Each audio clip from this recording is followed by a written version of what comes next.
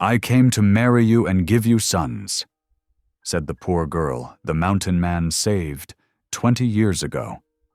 A snowstorm howls through the Colorado highlands. A rugged mountain man swings his axe when a frail rider appears out of the white. "I came to marry you and give you sons," she says. He freezes. 20 years ago, he carried this same girl, half dead, from a blizzard to safety. He never thought he'd see her again. Now she's grown, trembling, but her eyes are steady. She says God sent her back, not just for him, but for something greater. As the wind pounds the cabin walls, old guilt stirs in his chest. Why her? Why now? By dawn, the storm traps them together. One man haunted by war, one woman unafraid of his scars. But when she unfolds a deed from her satchel, proof that the railroad is stealing the land she calls home, their fates entwine once more. The firelight flickers between them. Will the man who once saved her soul fight again to save her world, or let the past bury them both beneath the snow? Drop a comment below and share which part of the world you're tuning in from today. If you enjoy stories like this, don't forget to subscribe for more. The wind howled fierce and sharp across the Colorado highlands, driving needles of snow before it. Lucas McCall's axe rose and fell in steady rhythm, splitting logs for the woodpile beside his cabin. The familiar motion kept his blood warm, despite the biting cold that had settled into the mountains these past few days. He paused to wipe frost from his beard, squinting against the whiteness. Something moved on the trail below. A lone rider, barely visible through the swirling snow. Lucas frowned. No one ventured this high in weather like this unless desperate or lost. The figure drew closer, perched atop a scrawny mare that looked about ready to fold beneath its burden. As horse and rider reached the clearing before his cabin, Lucas could make out a woman wrapped in thin shawls, her face nearly blue with cold. She dismounted with trembling hands, but stood straight-backed before him. "Mr. McCall," she said, her voice quavering but determined. "I'm Elsie Ward. I've come to marry you and give you sons." Lucas stared at her, wondering if the cold had addled her mind. But her eyes were clear and steady, despite her shivering frame. No fever-bright madness there, just iron determination, and something else he couldn't quite name. "Miss Ward," he said slowly, "you'd best come inside before you freeze." Whatever her reason for this strange declaration, she needed warmth first. He gestured towards the cabin door. The mare whickered softly as Lucas led it to the lean-to shelter beside the cabin. He quickly threw a blanket over its back before ushering Elsie inside. His cabin was spare but tidy, a pot-bellied stove in one corner, rough-hewn table and chair, shelves lined with provisions. A narrow ladder led to the sleeping loft above. Lucas stirred the stove's embers and added fresh wood, then set about brewing coffee. Elsie stood just inside the door, melting snow dripping from her shawls to pool on the plank floor. Her clothes, though clean and carefully mended, were worn thin. This was no rich man's daughter on some wild adventure. "Sit," Lucas said, pulling out the chair. He poured coffee into a tin cup and set it before her. "Drink this, then we can talk about why you're really here." Her hands wrapped gratefully around the warm cup. "I told you why I'm here," she said. 20 years ago, during the worst blizzard anyone could remember, you found a little girl half frozen in the snow. You carried her 12 miles to St. Bridget Mission, saved her life." She looked up at him. "I was that little girl." Lucas went very still. The memory rose unbidden, a tiny form huddled against a fallen log, nearly buried in drifting snow. He'd been tracking a wounded elk that day, but the tracks had led him to something far more precious. She'd been so light in his arms, barely breathing. "That was you?" he asked roughly. Elsie nodded. The sisters raised me after that, taught me reading and writing, how to teach others. I've been helping at the mission school. She sipped her coffee. But I never forgot the man who saved me. The sisters told me your name, said you'd been a Union scout during the war, that you lived alone up here in the mountains. That was a long time ago, Lucas said. He turned away, busying himself with the coffee pot. I'm not that same man anymore. No, Elsie agreed softly. You're not, but neither am I that same little girl. God brought me back to you for a reason, Mr. McCall. Lucas snorted. God's got nothing to do with it, and you can't mean what you said about marriage. You don't even know me. I know enough, she said. I know you're a good man, even if you don't believe it yourself. I know you're lonely up here, same as I've been lonely at the mission, and I know God doesn't give us second chances without purpose. The storm outside grew fiercer, rattling the cabin's shutters. Lucas glanced out the small window, where snow was piling against the glass. You can't travel in this, he said. You'll have to stay the night. Take the loft. I'll sleep down here by the stove. Thank you, Elsie said. She finished her coffee and stood, smoothing her skirts with practiced hands. But come morning, we still need to talk about why I'm here. Lucas watched her climb the ladder to the loft, her movements graceful despite her weariness. The girl he'd saved had grown into a woman of quiet strength. That was clear enough. But marriage? The very idea was madness. He wasn't fit company for anyone, let alone a wife. The war had left too many shadows in him, too many dead men's faces haunting his dreams. He'd chosen this solitary life for good reason. And yet, something stirred in his chest. Something he'd thought long buried. He remembered the weight of that small child in his arms 20 years ago. Remembered the fierce protective instinct that had driven him through 12 miles of blizzard to deliver her to safety. The wind moaned around the cabin's eaves like a living thing. Lucas added more wood to the stove, then settled into his blankets on the floor. Above him, he could hear the soft sounds of Elsie settling into the loft's straw tick mattress. Lord, he heard her whisper, guide his heart as you've guided mine. Let him see your purpose in this. Lucas closed his eyes, but sleep was long in coming. The past he'd tried so hard to forget had followed him home, wrapped in threadbare shawls and carrying impossible dreams of a future he'd never dared imagine. The storm raged on through the night, but inside the cabin, something else was stirring, something that felt almost like hope. As darkness settled over the mountains, the snow continued to fall in thick, heavy flakes. The wind's howl became a constant companion, its fierce voice drowning out all other sounds of the night. Lucas lay awake, listening to the occasional creak of floorboards above as Elsie shifted in her sleep. His mind wandered back to that day 20 years ago.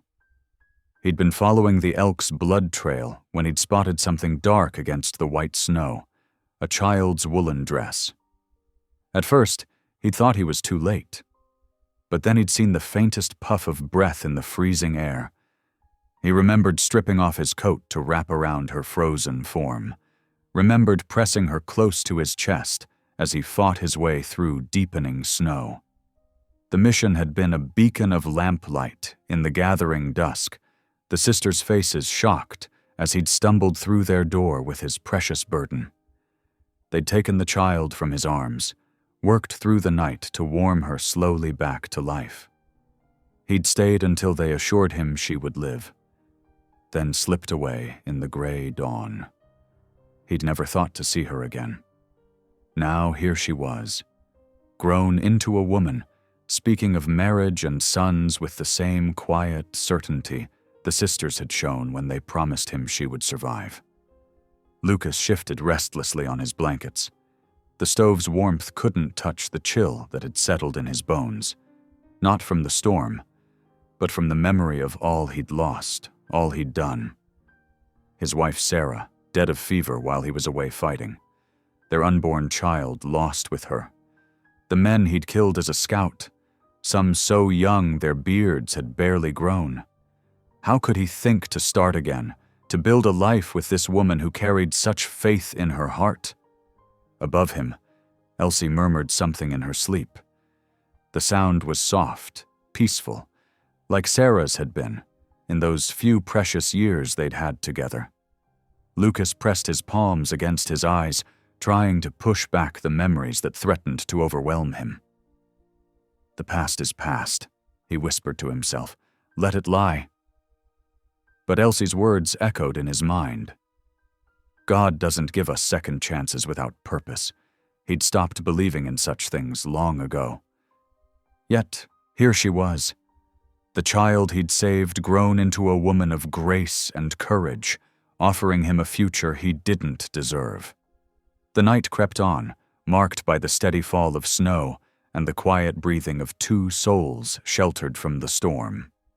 In the darkness, Lucas McCall wrestled with ghosts of memory and whispers of possibility, while above him, Elsie Ward slept the peaceful sleep of one who knows her path is true. Dawn would come soon enough, bringing with it decisions that could no longer be postponed. But for now, the storm held them in its grip, two lives momentarily suspended between what was and what might be. The significance of the moment wasn't lost on Lucas.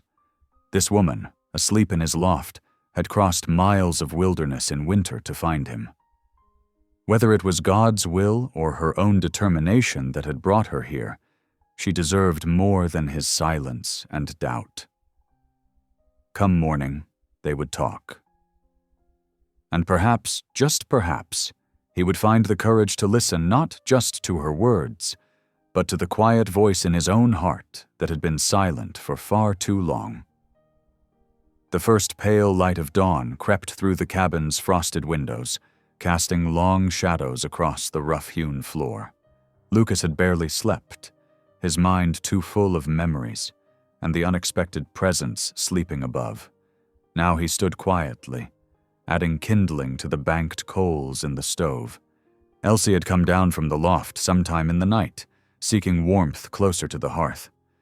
She lay curled on her side near the stove, wrapped in the extra quilt he'd given her. Her face was peaceful in sleep, dark lashes resting against cheeks still touched by the cold's bright flush. Looking at her now, Lucas couldn't help but remember that terrible night 20 years ago. He'd found her half buried in snow, her small body already growing stiff with cold. Her hands had been the worst, blue-white with frost, clutching a sodden rag doll. He'd tucked those tiny fingers inside his coat as he rode, praying they wouldn't have to take them when they got to the mission. The memory was vivid. Snow stinging his face, his horse struggling through drifts belly deep, the child's faltering breath against his chest. 12 miles had never felt so far. When they'd finally reached St. Bridget's, he'd been nearly as frozen as she was. The coffee pot clattered slightly as he set it on the stove, and Elsie stirred. Her eyes opened, clear and direct as they had been last night. No trace remained of that frightened child, except perhaps in the way she still clutched the quilt close, as she had once held that doll. "Good morning, Mr. McCall," she said softly, sitting up and smoothing her hair. "Morning," he replied. "Coffee's nearly ready. Got some cornbread left from yesterday." She rose gracefully, folding the quilt with practiced hands. "Let me help with breakfast. It's the least I can do for your hospitality." Lucas watched as she moved about his small kitchen space, finding bowls and spoons with quiet efficiency. Her movements were sure, unhurried, nothing like the fluttering, nervous women he sometimes saw in town. When they sat down to eat, steam rising from their coffee cups, Elsie looked at him steadily across the scarred table. "I need to thank you again," she said. "Not just for last night's shelter, but for what you did all those years ago." Lucas shifted uncomfortably. Anyone would have done the same. No, she said simply. They wouldn't have. The sisters told me later that 3 other riders had passed me by that day. You were the only one who stopped, the only one who risked his own life to save a stranger's child. He stared down at his coffee, remembering how close it had been. God's mercy, not my doing. Perhaps both, Elsie said. Her voice grew softer. That's why I came, you see, because I believe God meant for us to finish what began that night. Lucas set his cup down carefully. Miss Ward. Elsie. I'm 48 years old. Too old for you and too hardened by what I've seen and done.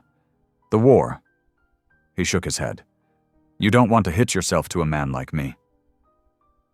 I've seen worse in men who never repented, she replied quietly. Men who glory in their sins instead of carrying them like wounds that need healing. The sisters taught me to look past age and scars to see what lies beneath. Outside, the storm was beginning to break. Threads of sunlight pierced the clouds, making the snow-covered landscape glitter. Lucas rose and went to the window, needing space from those clear, knowing eyes. You don't know what you're asking, he said. I'm not fit company for anyone, let alone a wife. These mountains suit me fine. Simple. Solitary. Lonely, Elsie added. She stood too, gathering their breakfast dishes. But that's not what God intends for his children. Even Adam wasn't meant to walk alone in paradise. Lucas watched as she washed the bowls and spoons, her movements efficient and practiced. When she finished, she spotted his worn saddle near the door and went to examine it. This stitching's coming loose, she said, fingers tracing the cracked leather. I can mend it for you, if you've got an awl and strong thread. Without waiting for his response, she found his repair kit and settled down to work. Her fingers were swift and sure, the neat stitches a testament to years of practice. Lucas found himself watching those hands, the same ones he'd feared would be lost to frostbite, now strong and capable. There's some venison left, he said gruffly. Could make a stew for midday meal if you're willing to stay that long. Elsie smiled without looking up from her work. I'd like that. I make a fair hand at stew myself, if you'll let me help. They worked together in the small space, their movements falling into an easy rhythm. Elsie chopped vegetables while Lucas trimmed the meat. She found his herbs without having to ask, measured salt with a practiced eye. The familiar tasks filled the cabin with warm, homely scents that made something twist in Lucas's chest, something he thought he'd buried with Sarah. He caught himself watching Elsie more than once, the graceful line of her neck as she bent over the pot, the way sunlight caught golden glints in her dark hair. Each time, he forced his gaze away. But he couldn't ignore the quiet competence she brought to every task, or the way her presence made his too-quiet cabin feel suddenly like a home again. The feeling unsettled him deeply. He'd worked hard to build walls around his solitude, to convince himself it was what he deserved. Now this woman, this child he'd saved, was dismantling those walls with nothing more than gentle words and capable hands. Worse still was the protective instinct that kept rising in him, as strong as it had been that long-ago night. Every time she moved near the hot stove or lifted something heavy, he found himself wanting to reach out, to guard her from harm. It was foolish. She was clearly well able to care for herself. But the feeling persisted, making his chest tight with emotions he'd thought long dead. As the stew simmered, filling the cabin with its rich aroma, Elsie finished with the saddle and moved on to checking his other tack. Her fingers found weak spots he hadn't noticed, repairs he'd been putting off. She worked steadily, humming softly, an old hymn he half remembered from his childhood.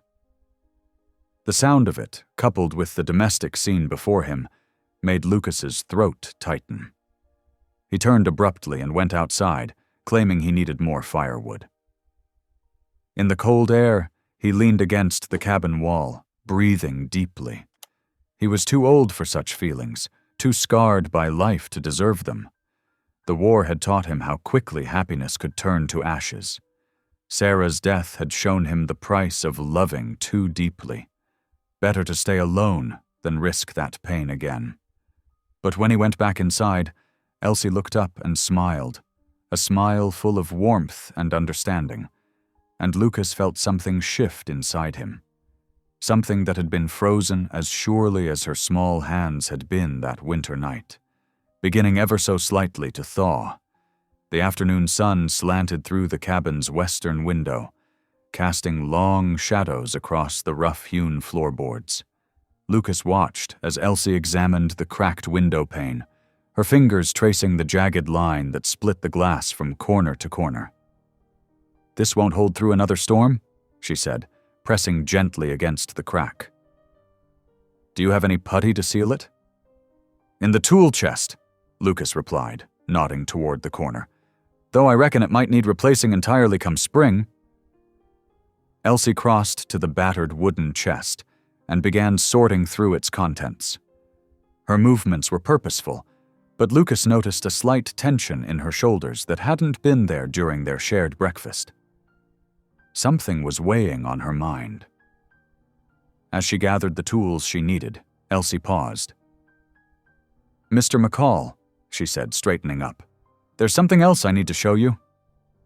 She walked to where her satchel lay beside the door and withdrew a folded paper, yellowed with age and worn at the creases. Lucas set down the coffee cup he'd been holding and stepped closer. The paper trembled slightly in Elsie's hands as she unfolded it. "Do you remember signing this?" she asked, holding it out to him. "It was the same year you brought me to St. Bridget's." Lucas took the document, squinting at the faded ink. His own signature, scratched in a younger man's hand, stood stark against the bottom of the page. The memory stirred. A cold morning in the mission's small office, Sister Claire holding the inkwell while he signed as witness to their land claim. "I remember," he said slowly.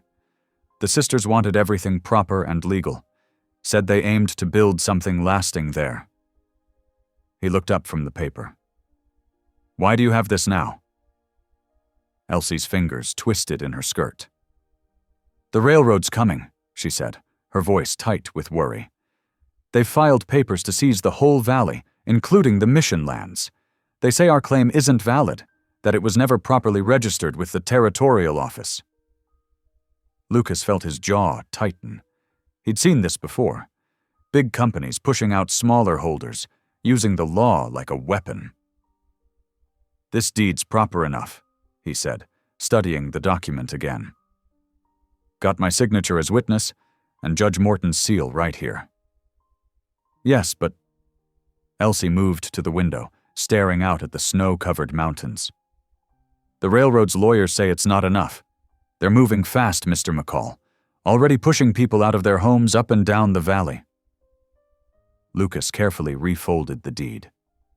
20 years ago, he'd signed it and disappeared into these mountains, leaving the world of men's laws and greed behind. Now that world was reaching out again, threatening the peace of the place that had saved a child's life. Her life.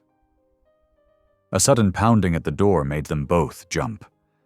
Lucas moved instinctively between Elsie and the entrance, his hand dropping to where his rifle usually stood. "Who's there?" "Name's Turner," came a muffled voice. "Ranch hand from the double bar. Got news might interest folks up this way." Lucas opened the door to find a young cowboy stamping his feet against the cold. His horse, steam rising from its flanks, stood tired but patient in the yard. "Much obliged," Turner said, stepping inside and removing his snow-crusted hat. "Been riding all morning, spreading word. Railroad surveyors are moving faster than anyone expected. Already started marking lines through Webster's place and Old Man Chen's market garden." He noticed Elsie and touched his hat brim. "Begging your pardon, ma'am." "What about the mission?" Elsie asked, stepping forward. Have they reached St. Bridget's yet?" Turner shook his head. "Not yet, ma'am, but they're headed that way. Word is they aim to have the whole valley staked out by end of month. Been serving? Eviction notices as they go, giving folks 2 weeks to clear out." Lucas watched the color drain from Elsie's face. The mission was more than just a piece of land to her. It was home, sanctuary, the place where she'd grown from that half-frozen child into the woman who stood before him now. "Mr. McCall," she said, turning to him with eyes that shone with desperate hope. "Please, ride with me to town. The sisters need help to defend their claim, and you're the only living witness to the deed signing. Your testimony could make all the difference." Lucas felt the familiar urge to withdraw, to stay clear of other people's troubles. He'd learned the hard way that getting involved only led to pain. But the memory of that night 20 years ago pulled at him, the weight of a small body in his arms, the trust of a child who believed he would save her. "I'll escort you as far as town," he said finally. "Can't promise more than that." Relief flooded Elsie's face. "Thank you," she breathed. "We should leave as soon as possible." Turner cleared his throat. "If you're heading down, best take the north trail. Railroad's got men watching the main road, turning folks back who look like they might make trouble." Lucas nodded grimly. "Much obliged for the warning. You'll stay and warm yourself a spell?" "Can't," Turner said, already moving toward the door. "Got more folks to alert up the valley. Good luck to you both." He settled his hat back on his head and was gone, his horse's hooves crunching in the snow as they moved away. Elsie immediately began gathering her things, tucking the precious deed carefully into her satchel. Lucas watched her efficient movements, noting how her hands remained steady even as worry lined her face. "It'll take most of tomorrow to reach town," he said, pulling his old trail coat from its peg. "Need to leave at first light to make it before dark. You can have the loft again tonight." "I don't mind riding through the night," Elsie said, but Lucas shook his head. "Trail's treacherous in darkness, especially with snow. Your mare needs rest, and so do you." He began checking his own gear, mind already turning to what they'd need for the journey. "Besides, gives me time to show you how to use this." He reached above the fireplace and took down a well-maintained revolver. Elsie's eyes widened slightly, but she didn't flinch when he held it out to her. "The sisters taught us not to fear weapons," she said, taking it carefully, "only to fear the hatred that makes them necessary." Lucas felt a surge of approval at her handling of the gun. "Good.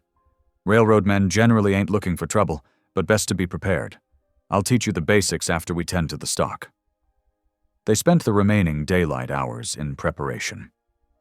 Lucas showed Elsie how to load and fire the revolver, correcting her stance with gentle touches that made his skin tingle. She proved a quick study, hitting the log target more often than not by the time darkness fell. Inside, they shared a simple supper of the leftover stew. The easy domesticity of the morning had given way to a taut awareness of the challenges ahead. Lucas found himself studying the woman across from him, trying to reconcile the determined figure she presented now with the half-frozen child he'd carried through the snow. "Why'd you really come up here?" he asked suddenly. "Could have sent someone else with the deed, someone younger and stronger."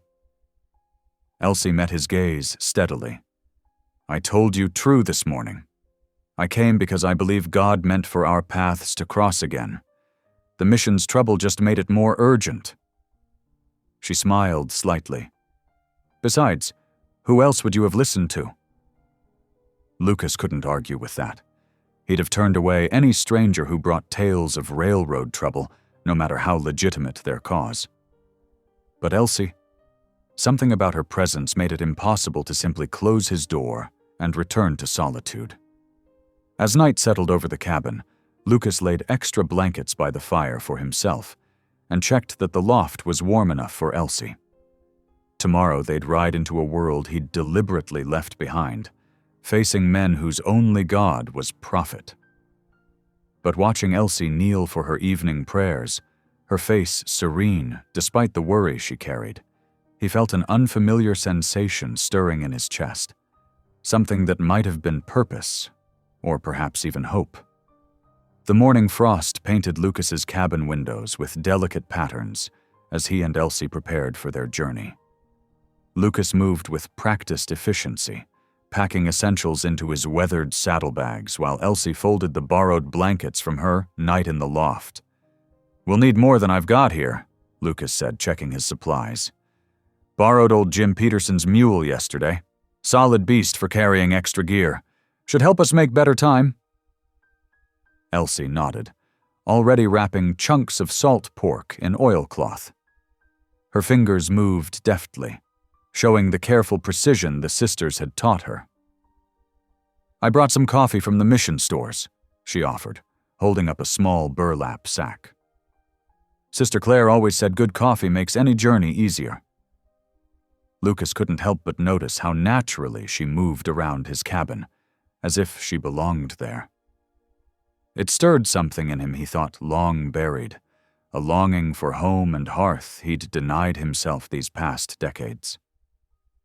The sun was just beginning to paint the snow-covered peaks in pale gold when they led their mounts from the stable. The borrowed mule, a sturdy brown creature with patient eyes, stood quietly as Lucas secured the packs. Elsie's mare nickered softly, steam rising from her nostrils in the crisp morning air. "Trail's likely to be treacherous," Lucas warned, helping Elsie mount.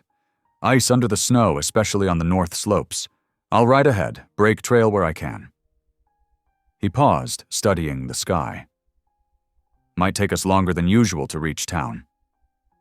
Elsie gathered her reins, sitting straight, despite the cold that already nipped at her cheeks. "I trust your judgment, Mr. McCall. The Lord will see us through."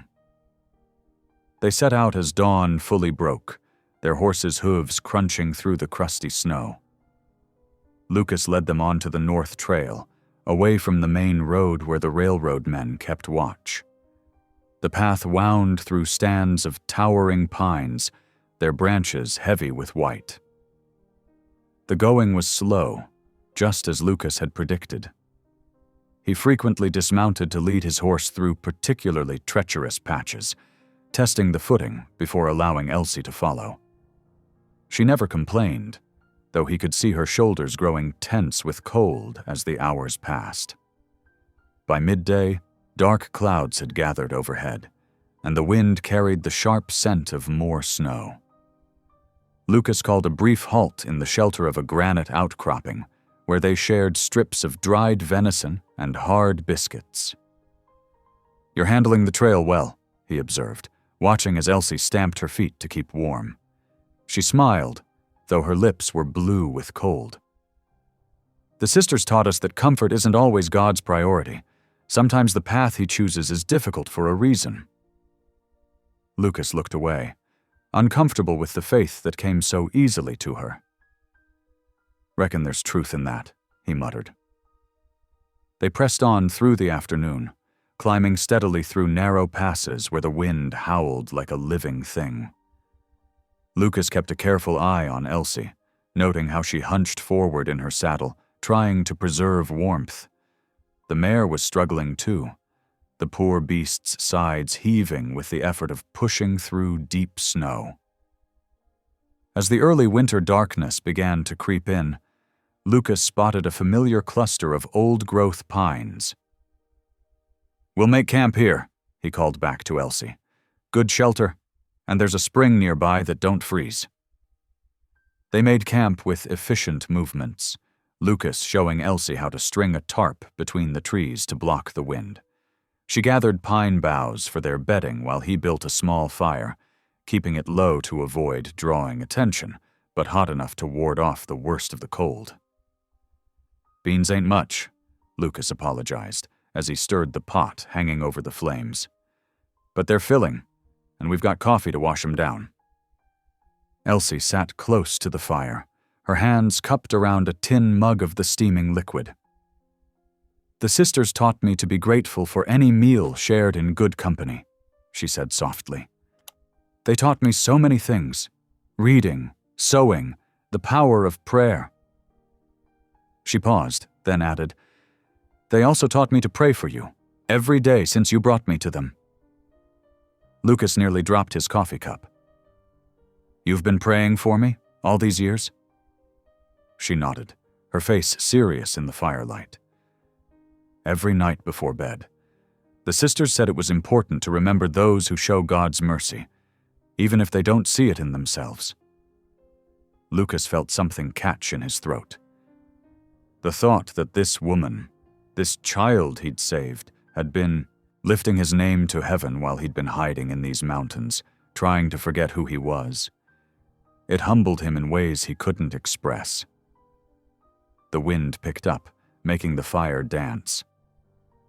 Elsie shivered despite her proximity to the flames, and Lucas noticed her worn shawl provided little protection against the mountain cold. Without a word, he shrugged off his heavy wool blanket and draped it around her shoulders. "Can't have you freezing before we reach town," he said gruffly when she tried to protest. "But what about you?" "Got my coat, and I'm used to the cold." He didn't mention that the sight of her wrapped in his blanket stirred something protective in his heart, something he'd thought long dead. The first snowflakes began to fall as they finished their meal. Lucas quickly secured the tarp, creating a small shelter they could huddle under. The horses and mule stood close together nearby, their backs to the wind. In the distance, wolves began to howl, a sound both beautiful and threatening in the gathering night. Elsie drew closer to Lucas, though he noticed she didn't seem frightened. "The sisters taught us about wolves too," she said quietly. "How they hunt together, protect their young, stay loyal to their pack. Sister Claire used to say they remind us that God's creatures all have purpose, even the ones that frighten us." Lucas found himself smiling slightly. Sister Claire sounds like a wise woman. "She is. She's the one who gave me the courage to come find you." Elsie pulled his blanket tighter around her shoulders. She said sometimes God's greatest gifts come disguised as challenges, like a snow-covered trail or a mountain man who's forgotten how to trust. The snow fell harder now, but under their makeshift shelter, a small space of warmth had formed between them. Lucas felt the walls he'd built around his heart beginning to crack, just a little, as they sat together listening to the wolves sing their wild songs to the night. This woman beside him had carried his memory for 20 years, not as a burden, but as a blessing. She'd prayed for him when he'd forgotten how to pray for himself. And now here she was, facing the bitter mountain winter without complaint, all because she believed in something he'd stopped believing in long ago: the possibility of redemption. As the fire burned low and the snow continued to fall, Lucas found himself wondering if perhaps God hadn't sent Elsie to save him this time, just as he'd once saved her. The winter sun hung high overhead as Lucas and Elsie guided their tired mounts down the winding trail into Dry Creek.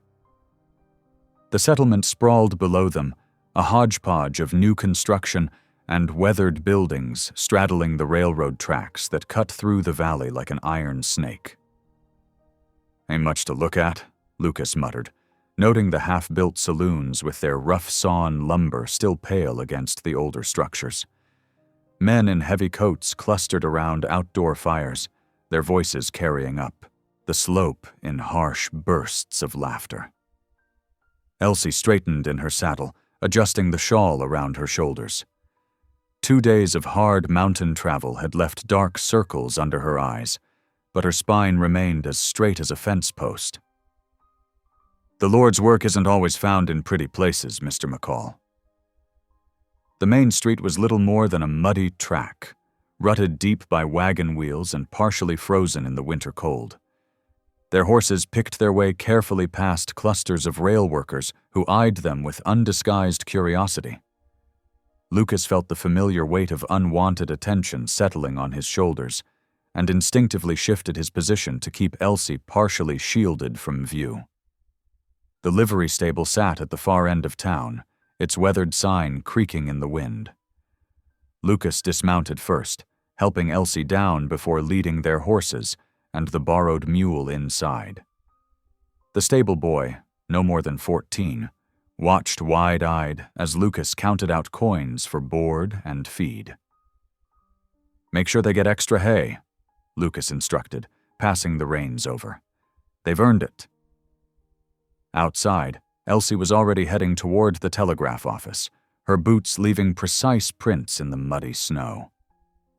Lucas lengthened his stride to catch up, noting how the rough men on the street parted to let them pass. Something about Elsie's quiet dignity seemed to command respect, even here. The telegraph office occupied a narrow building wedged between a hardware store and an unfinished saloon. Inside, the clerk looked up from his clicking machine, his spectacles fogged from the pot-bellied stove that dominated the small space. "Message to St. Bridget's Mission," Elsie said, her voice clear and steady. She pulled out a carefully folded paper and began dictating while the clerk's fingers moved across the keys. Lucas stood near the door, watching through the frost-edged window as more rail workers trudged past. The clerk's voice broke into his thoughts. "Might be too late for that message, ma'am," the man said, adjusting his spectacles. "Word came through this morning. Railroad deputies are serving papers up and down the valley. Anyone without ironclad deeds is being ordered off their land." He paused, then added quietly, "Including those sisters up at the mission." Elsie's face went pale, but her voice remained steady. "Send it anyway, please. They need to know we're coming." Outside again, Lucas watched as Elsie pressed one hand against the rough building wall, steadying herself. "How long?" she asked. "How long before they force them out?" "Deputies don't usually waste time once papers are served," Lucas said grimly. "We need to find Pastor Nolan. If anyone knows what's really happening, it'll be him." The church sat on a small rise at the edge of town, its white-painted walls stark against the winter sky. As they approached, a familiar figure in a black coat was visible working at the front steps, replacing worn boards with fresh lumber. "Well, I'll be," Pastor James Albrice. Nolan straightened up, hammer still in hand. "Lucas McCall, as I live and breathe." His weathered face creased in a smile that faded slightly as his sharp eyes took in Lucas's defensive posture. "Your reputation still rides these hills, friend, though I reckon you know that." Lucas felt Elsie's questioning glance, but kept his eyes on the pastor. "James, been a long time." "Too long." Nolan turned to Elsie, offering a calloused hand. "And you must be from the mission. I recognize the sister's handiwork in that shawl pattern." "Elsie Ward, Pastor. We've come about the mission's land claim." Nolan's face grew serious. "Best come inside then. This isn't talk for open air." The church interior was simple but well-maintained, with rough-hewn pews and a pot-bellied stove that filled the space with warmth. Nolan led them to his small office, where maps and papers covered a scarred desk. "Railroad's moving fast," he said, shuffling through documents. "They're claiming prior rights to the whole valley, based on some survey from 15 years back. Been sending deputies to clear out anyone who can't prove their claim predates that survey." "The mission has a deed," Elsie said firmly. "Mr. McCall witnessed it himself, 20 years ago." Nolan's eyebrows rose as he looked at Lucas. "Did you now? That's interesting." He paused, choosing his words carefully. "Your name on that deed could help, Lucas, or hurt. Folks around here still remember your work as a Union scout. Some with gratitude, others not so much." Lucas felt the familiar coldness settle in his chest. His time as a scout during the war had left marks deeper than bullet scars. "That was a long time ago, James." "Not long enough for some?" Nolan sighed. running a hand through his graying hair. Railroads hired some rough men as deputies, men who might remember which side of the war you fought on. A clock ticked quietly on the wall as Lucas absorbed this information. He looked at Elsie, seeing the worry she tried to hide behind her composed expression. The mission had saved her life once. Now it needed saving, and his name on that deed might be either salvation or damnation. "I need some air," Lucas said abruptly. "That fence of yours still needs fixing, James." The pastor nodded, understanding. "Tools are in the shed. Elsie, the chapel's open if you'd like some quiet time." The winter afternoon faded toward evening as Lucas worked on the broken fence, his hands remembering the rhythm of driving posts and stretching wire. The physical labor helped clear his mind, but it couldn't erase the choice facing him. His signature on that deed meant he couldn't simply walk away, not without betraying both Elsie's trust and his own half-buried sense of honor. From the church came the soft sound of hymns. Through the window he could see Elsie kneeling in prayer, her face illuminated by candlelight. The sight stirred something in him he'd thought long dead, a desire to protect, to stand against injustice, even at the cost of his own peace. Pastor Nolan appeared beside him, offering a cup of coffee. "Church loft is warm," he said casually. "Got extra blankets up there, better than paying railroad prices at the hotel." Lucas took the coffee, its warmth seeping through his gloves. "Might take you up on that." He hesitated, then added, "Those deputies, how many?" "Half-dozen, maybe more coming, led by a man named Hale." Nolan's voice hardened slightly. "Claims to uphold the law, but I've seen him enjoy enforcing it a bit too much." The last light was fading from the sky, painting the snow-covered streets in shades of blue and gray. In the distance, a train whistle echoed off the mountains, a sound of progress, some would say. But to Lucas, it seemed more like a warning. "You'll help her, won't you?" Nolan asked quietly. "Those sisters, they do God's work up there. Taking in orphans, teaching, healing. Would be a shame to see that end because of some railroad man's greed." Lucas thought of Elsie's prayers in the chapel, of a storm-filled night 20 years ago when he'd carried a half-frozen child through the darkness. He thought of the peace he'd found in his mountain solitude, and how quickly that peace had shattered at the sight of her on his doorstep. "Already committed more than I planned," he admitted. "Supposed to just escort her to town." Nolan smiled slightly. "Sometimes the good Lord has other plans for us, friend. Might be time to stop hiding in those mountains of yours." Inside the church, Elsie had finished her prayers and was helping to tidy the pews. The candlelight caught the silver threads in her dark hair, reminding Lucas that she wasn't that frightened child anymore. She'd grown into a woman of quiet strength, guided by a faith he both envied and feared. The pastor showed them to the church loft, a clean space under the peaked roof with 2 narrow cots and a small window that looked out over the valley. Lucas could see the railroad tracks gleaming in the moonlight, stretching away toward the mission and whatever confrontation awaited them there. "Rest well," Nolan said, leaving them with extra blankets and a lamp. "Morning comes early in God's house." Lucas watched Elsie arrange her bed, her movements precise despite her obvious exhaustion. The weight of the decision he'd been wrestling with all afternoon settled into calm certainty. "We'll need supplies," he said quietly, "for the ride to the mission. Might take longer than planned, if we're trying to avoid railroad men." Elsie turned to him, hope brightening her tired eyes. "You'll help then? Beyond just the escort?" "Reckon I will." Lucas looked out the small window, toward the mountains that had been his refuge for so long. "That deed has my name on it. Can't walk away from that responsibility, even if I wanted to." "Thank you," Elsie whispered, and in those 2 words, Lucas heard the prayers of 20 years.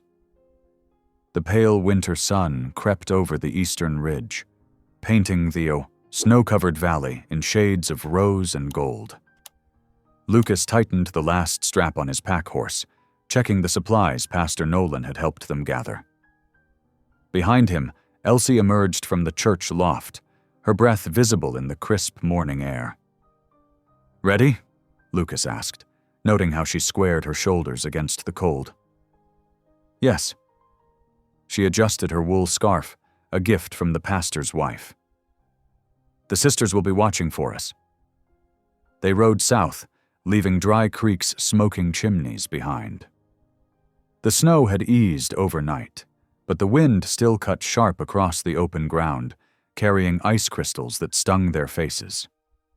Lucas led them along the tree line, keeping well away from the railroad tracks that gleamed like silver threads in the valley below.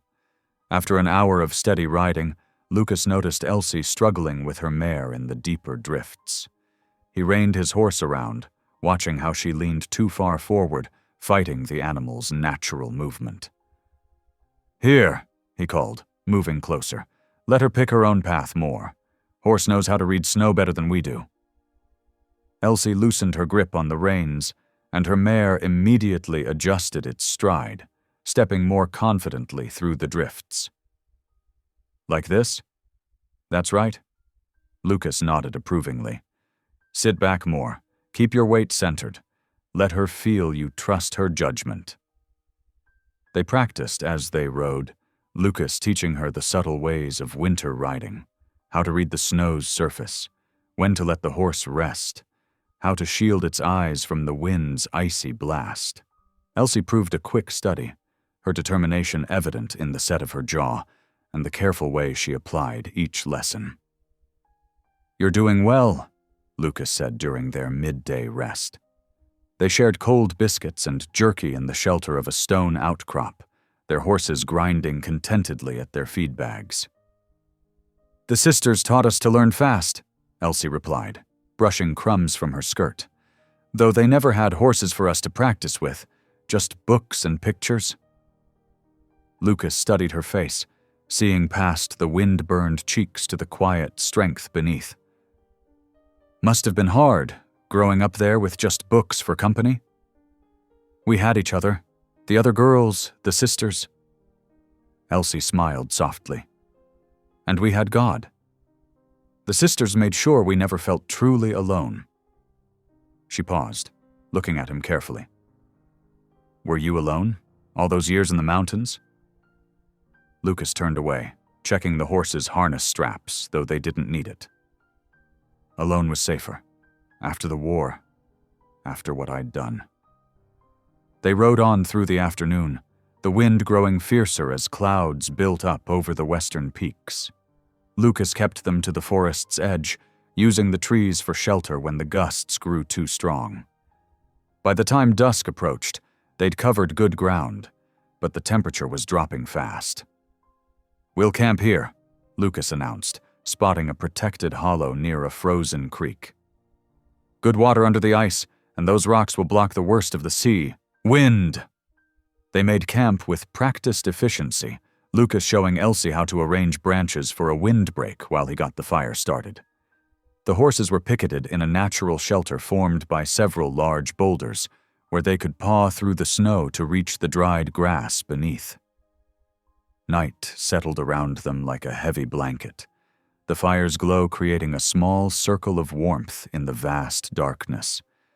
They ate a simple meal of beans and salt pork, saving the better provisions for later. Lucas found himself watching Elsie's face in the firelight, the way the flames cast moving shadows across her features, how her eyes seemed to hold their own kind of light. "Why did you really come looking for me?" The question slipped out before he could stop it. Elsie set aside her tin plate, considering her answer. "I told you, because God led me to." "God wouldn't lead you to someone like me?" Lucas's voice was rough with old pain. "You don't know what I've done, the men I killed during the war and after." "Then tell me," she said quietly. The fire crackled in the silence that followed. Lucas stared into the flames, seeing other fires, other nights. I was a scout for the Union, good at tracking, better at killing.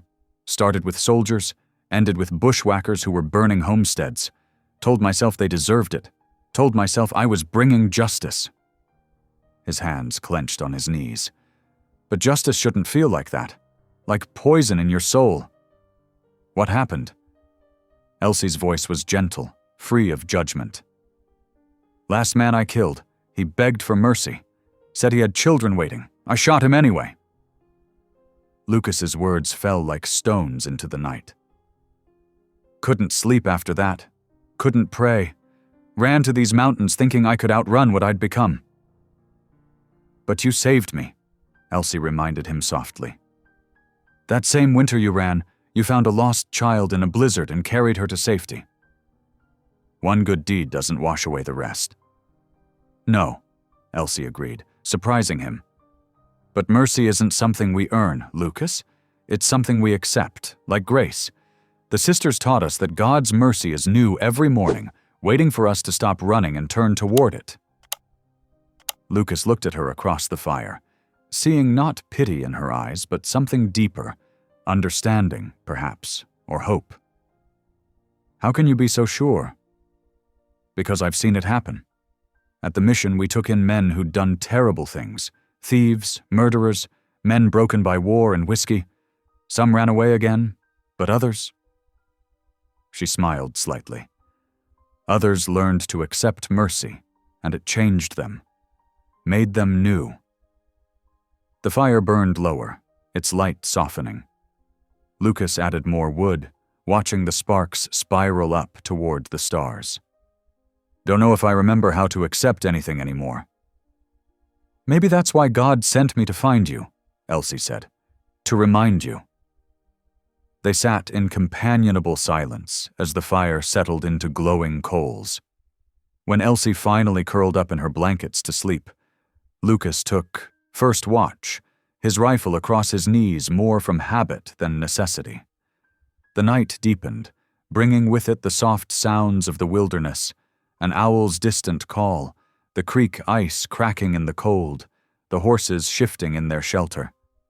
Lucas watched Elsie sleeping peacefully beside the dying fire, her face relaxed in the faint light of the coals. 20 years ago, he'd carried her through a storm, desperate to save one life to balance against those he'd taken. Now she'd carried mercy up into his mountains, offering him a chance at his own salvation. He touched the worn Bible in his coat pocket, a relic from his days before the war, its pages untouched for years. Perhaps it was time to stop running. Perhaps peace wasn't something you earned, but something you accepted, like mercy. The moon rode high above the trees, casting blue shadows on the snow. Lucas kept his vigil, watching over Elsie's sleep, while something long frozen inside him began, slowly, to thaw. The mission valley opened before them like a painting, its familiar slopes dusted with snow. Elsie's heart quickened at the sight of St. Bridget's stone chapel rising against the pale winter sky. But something was wrong.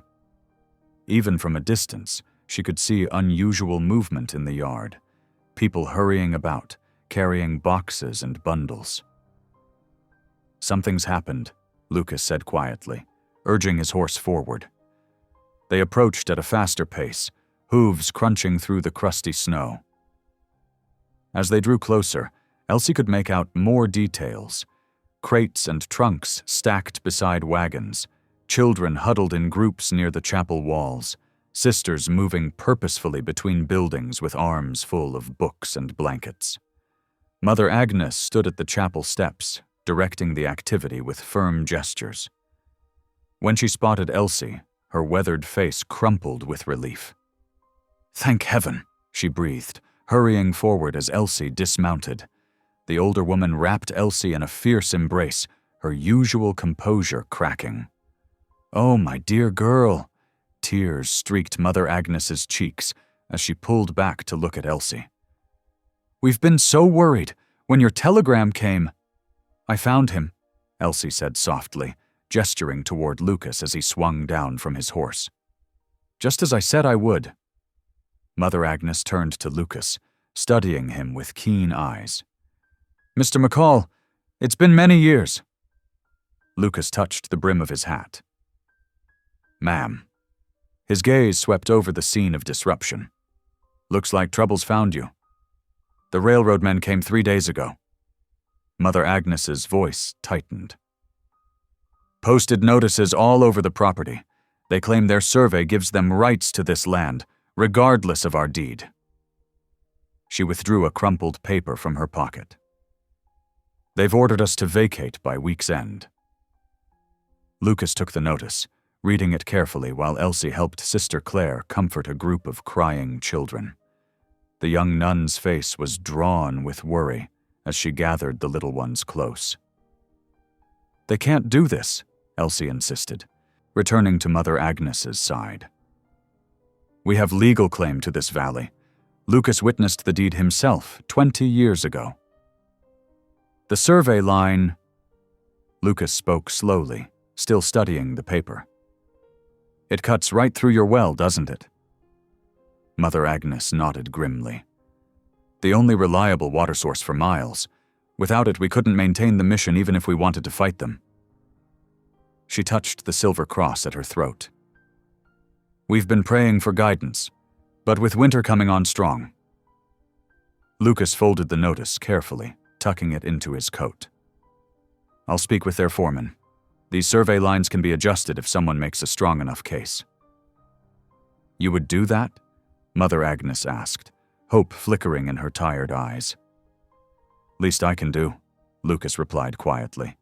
After all you did for that little girl I brought you. His glance touched Elsie briefly before returning to Mother Agnes. Where can I find this foreman? They've made camp down by Miller's Creek, just past the South Meadow. Mother Agnes pointed toward a distant column of smoke rising above the trees.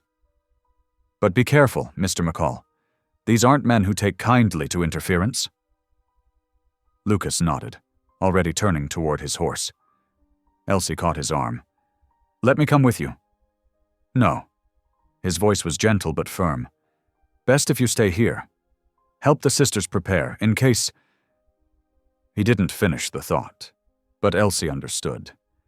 In case they had to leave after all. God be with you, Mother Agnes said as Lucas mounted up. They watched him ride away, his figure growing smaller against the winter landscape. Around them, the work of packing continued, children carrying armloads of books from the schoolroom, sisters wrapping the chapel's precious vessels in quilts, older girls helping to sort through years of accumulated life at the mission. Come, Mother Agnes said finally, touching Elsie's shoulder. There's much to do while we wait. The afternoon passed in a blur of activity. Elsie helped wherever she was needed, mending torn blankets, organizing supplies, comforting frightened children. As dusk approached, bringing with it the threat of more snow, she gathered the youngest ones in the chapel while Sister Claire brought out her violin. Sing with me, Elsie encouraged them, starting the familiar words of Amazing Grace. Young voices joined in hesitantly at first, then with growing strength as the music filled the sacred space. Sister Claire's violin soared above their voices, sweet and pure in the gathering darkness. Through the chapel windows, Elsie could see fat snowflakes beginning to fall. She prayed silently for Lucas's safe return, even as she led the children into another hymn. The door opened quietly, bringing a swirl of cold air. Lucas stepped inside, stamping snow from his boots. Mother Agnes hurried to meet him, while Elsie continued singing with the children, though her heart pounded with questions. She watched from the corner of her eye as Lucas and Mother Agnes spoke in low voices near the door. The older woman's shoulders seemed to relax slightly as they talked. When the hymn ended, Mother Agnes called Sister Claire over to lead the children in evening prayers, while she beckoned Elsie to join them. Mr. McCall has news, she said softly. Lucas ran a hand through his snow-dampened hair.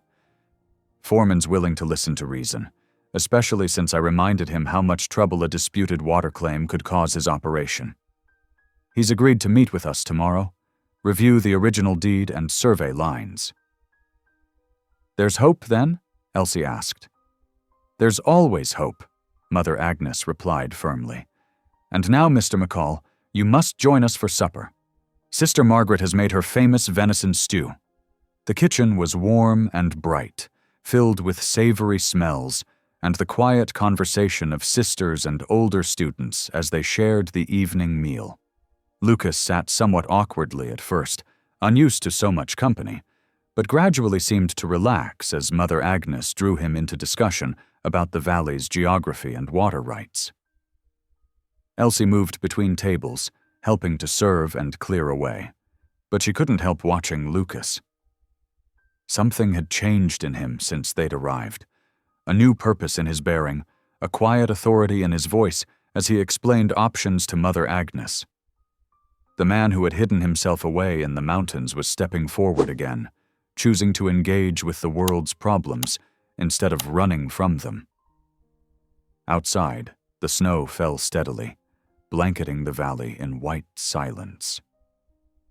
Inside the mission's walls, children's voices mingled with the crackle of hearth fires and the soft murmur of prayers. It was a peace hard-won and precious, one worth fighting for, Elsie thought, watching Lucas demonstrate water flow patterns to Mother Agnes using a piece of bread and a soup spoon. As the evening drew to a close, Sister Claire began gathering the youngest children for bed. One small girl tugged at Lucas's sleeve as she passed. "Are you going to save our home, Mr. Lucas?" Lucas looked down at her earnest face, then across at Elsie, who was helping another child with a tangled bootlace. Something shifted in his expression, a softening, a resolution. "Going to try my best, little one," he said quietly. "That's a promise." The child smiled and scampered off to join the others. Lucas watched her go, then turned to find Elsie's eyes on him. She didn't speak, but her face showed everything she felt: gratitude, hope, and something deeper that made his heart beat faster. Mother Agnes appeared beside them, practical as always. "We've prepared the old gardener's cottage for you, Mr. McCall. It's small but warm enough with a good fire. Elsie, my dear, your old room is ready whenever you wish to retire." Through the windows, they could see the snow falling more heavily now, promising another hard day ahead. But as Elsie watched Lucas thank Mother Agnes and gather his things to head to the cottage, she felt a surge of certainty. Whatever challenges tomorrow brought, they would face them together, not as scattered individuals, but as a community bound by something stronger than fear. The mission bell tolled softly, calling the sisters to evening prayers. Its clear notes rang out across the snow-hushed valley, speaking of faith maintained and sanctuary offered through 20 years of frontier hardship. Now, as another night of uncertainty descended, those same bells rang defiance against those who would threaten this hard-won peace. Elsie paused in the doorway, watching Lucas's lantern move through the swirling snow toward the cottage. Tomorrow would bring its own battles, but for now, they had this moment of grace. Children sleeping safely, prayers rising like incense, and hope burning steady as a winter star. The winter sunrise painted the Mission Valley in shades of rose and gold. Lucas stood at the cottage window, watching early light catch the chapel's frost-covered stones. He'd been awake since before dawn, preparing himself for the meeting with the railroad foreman. His coffee had gone cold in the tin cup, barely touched. The weight of responsibility pressed heavy on his shoulders. 20 years ago, he'd witnessed the signing of that mission deed, then fled into the mountains. Now here he was again, drawn back by Elsie's unwavering faith and the sisters' desperate need. A soft knock at the door pulled him from his thoughts. Elsie stood there, wrapped in a worn shawl, her cheeks pink from the morning chill. "Mother Agnes says Mr. Hale's men were seen riding up from Miller's Creek," she said. "Are you ready?" Lucas nodded, reaching for his coat. "As I'll ever be." He paused, studying her face. "You don't have to come." "Yes, I do." Her voice was quiet but determined. "These children are my family. This mission is my home." They walked together through the crisp morning air. Fresh snow crunched beneath their boots, and their breath formed clouds in the cold. Near the mission gate, Mother Agnes waited with Sister Claire, both women's faces drawn with worry. "They're coming," Sister Claire said softly, pointing toward the south meadow. 4 riders approached at an easy pace, their horses' hooves breaking through the snow's crust. Lucas recognized the lead rider immediately. Elias Hale sat his horse like a cavalry officer, straight-backed and proud. The sight brought unwanted memories of battlefield formations and burning towns. "Well, well," Hale called out as they drew near. "If it isn't Lucas McCall." He swung down from his horse, spurs jingling. "Last time I saw you, you were riding hell for leather away from Sherman's march." Lucas kept his voice level. "That was a lifetime ago, Hale." "Sergeant Hale," the foreman corrected sharply. "Or Mr. Hale, if you prefer civilian courtesy." His cold eyes swept over the group, lingering on Elsie before dismissing her. "Now, I understand you want to discuss survey lines." "The mission's deed predates your railway claim," Lucas said, pulling out the folded document. "These boundaries are legally recorded." Hale barely glanced at the paper. "Progress doesn't wait for ancient deeds, McCall. The railroad's going through, right here, where we need it. Any prior claims will be properly compensated, of course." "The mission well can't be moved," Mother Agnes spoke up. "We need that water source." "Then I suggest you find another one." Hale's tone dripped contempt. "This valley's future isn't about feeding orphans and saying prayers. It's about connecting east to west, building a real civilization."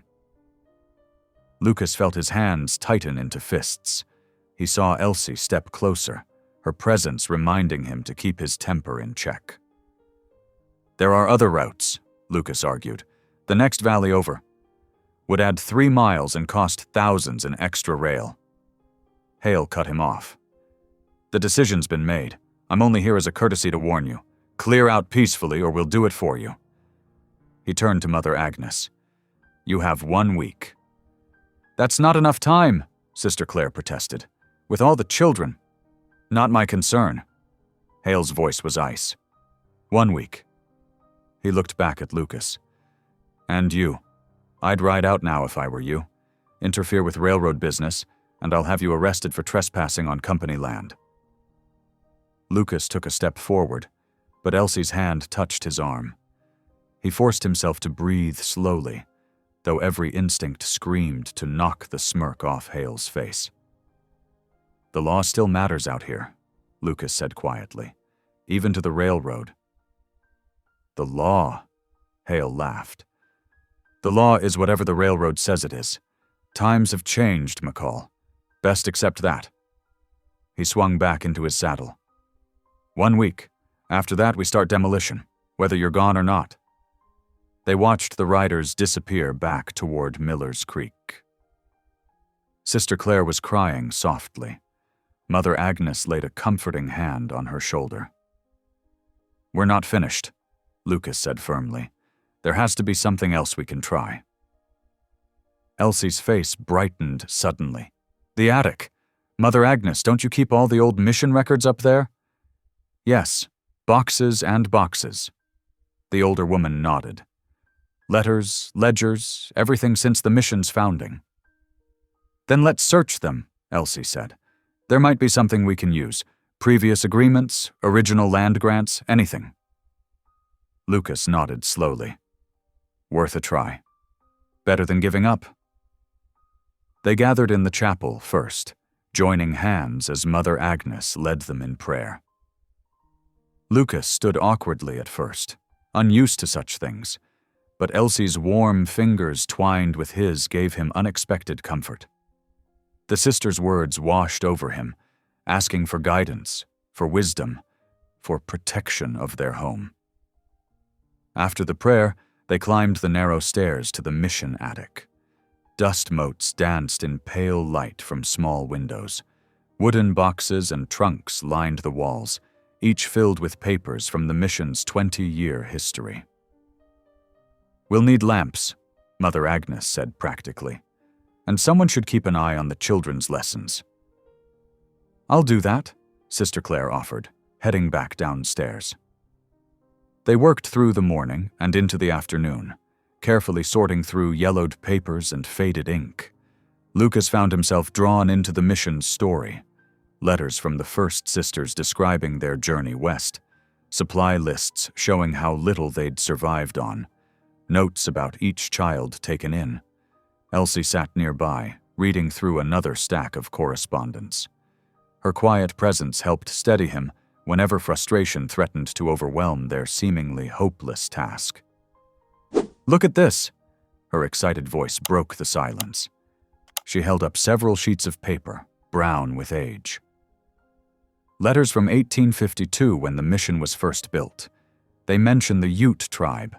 Apparently they granted use of this land to the sisters. Lucas and Mother Agnes moved closer as Elsie read aloud. The letters described meetings with Ute leaders who had welcomed the sisters and formally granted them use of the valley and its water. "The Utes still have rights in this territory," Lucas said thoughtfully. "Their treaties are federal law if they supported the original grant." "It would carry more weight than just our deed," Mother Agnes finished. "But do we have proof? An actual document?" They searched with renewed energy, carefully examining every paper. Outside, the short winter day was fading when Elsie gave another cry of discovery. "Here!" She held up a leather folder. "It's in Ute and English both, signed by their leaders and witnessed by a federal agent. They granted the mission permanent rights to the valley and its water in exchange for the sisters teaching any Ute children who wished to learn." Lucas read over her shoulder, hope rising. This was exactly what they needed. A document the railroad couldn't easily dismiss, tied to federal treaty obligations. "We'll need to send copies to the territorial office," he said, "and to the federal Indian agent. Hale can't ignore this without causing bigger problems than he wants." Elsie's face glowed with renewed purpose. "God does provide," she said softly. "We just had to look in the right place." Mother Agnes gathered them for another prayer of thanks before they descended from the attic. The chapel below was quiet now, evening shadows gathering in its corners. Through the windows, they could see fresh snow beginning to fall. Lucas watched Elsie carefully placing the precious documents in a safe place. Her faith had led them to this discovery: faith in God's provision, faith in the mission's purpose, faith in Him. The weight of that trust humbled him. Tomorrow they would begin using these newfound papers to fight back against Hale and his railroad. But for now, in the peaceful chapel with snow falling outside, Lucas felt something he hadn't experienced in years: hope, and the sense that perhaps God hadn't finished with him after all. The winter night settled over St. Bridget's mission like a wool blanket, heavy and dark. Lucas McCall worked by lantern light, his strong hands steady as he hammered new boards into the mission's weather-worn fence. The sharp crack of nail-meeting wood echoed across the quiet valley. Elsie Ward approached, carrying 2 steaming tin cups, her shawl pulled tight against the evening chill. The lantern cast a gentle glow on her face as she offered him the coffee. "Much obliged," Lucas said softly, taking the cup. His rough fingers brushed against hers, and he noticed she didn't pull away. They stood together in comfortable silence, watching their breath make clouds in the cold air. The fence post Lucas had just set looked solid against the darkening sky. He'd already repaired 3 sections since sundown, unable to rest while work needed doing. "The sisters say this fence has stood since the beginning," Elsie said, running her hand along the weathered wood. "Just like their faith." Lucas nodded. "Seems everything here needs tending. Fence posts, children, souls." He paused, considering his next words carefully. "Reckon that's what you do best? Tending to what needs care?" She smiled at that, though her eyes remained serious. "I learned from Mother Agnes. She always says love shows itself in the doing." Elsie wrapped both hands around her cup for warmth. "Thank you, Lucas, for staying, for helping us fight for this place." "Couldn't do otherwise," he replied. "Not with you here. Not with those children depending on it." "That's what I mean," she said softly. "I've never felt afraid. Not since you came. Even with all that's happening, the railroad, Mr. Hale's threats, I know we'll find a way through." Lucas set down his cup and picked up another board, measuring it against the fence rail. "Used to be I didn't believe in ways through, just endings." He lined up the nail, struck it true. "War teaches a man to expect the worst." "And now?"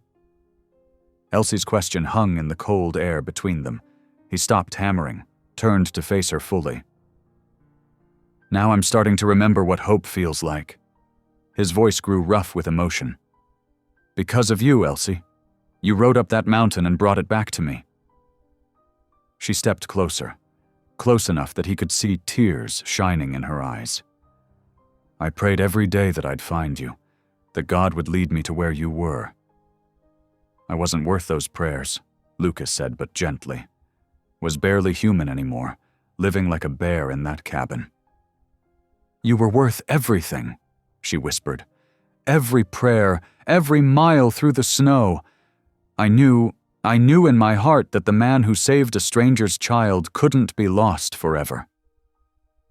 Lucas touched her cheek with work-roughened fingers, marveling at how she leaned into his hand instead of pulling away. "You have more faith than I deserve." "Faith isn't about deserving," she reminded him. "It's about accepting grace when it's offered." The chapel bell rang softly, calling the sisters to evening prayers.